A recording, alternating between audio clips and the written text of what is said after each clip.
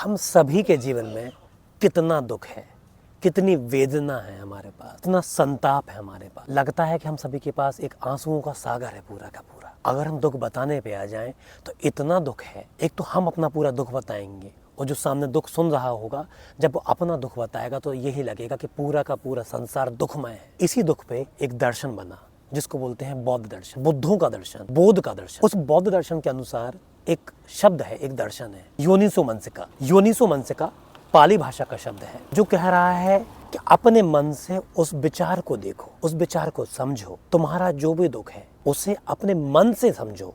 दुख एक विचार है, उसे मन की दृष्टि से देखो। आत्मदीपो भव। किसी दूसरे से मत पूछो कि मैं मुक्त कैसे होऊंगा अपने दुख से। अपने दुख के स्वामी खुद बनो।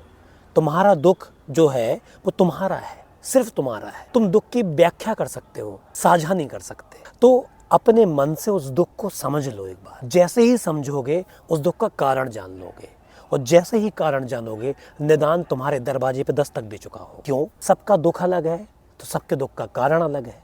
सबके दुख का कारण अलग है तो सारे दुखों का मर्ज जो है, ये जो मर्म है, ये जो दवाई है वो अलग अलग है और वो दवाई उस कारण से जुड़ी हुई है। किसी के दूर चले जाने से दुख है, किसी के पास रह जाने से दुख। पास में रह जाने वाली जो दुख है उसकी दवाई से दूर जाने वाला दुख कम नहीं होगा। उसकी दवाई अलग है, इसकी दवाई अलग है। इसीलिए बुद्ध को महाभेषज कहा गया।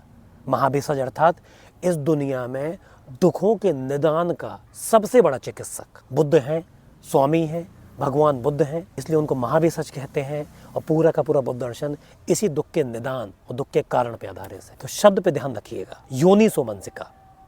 धन्यवाद।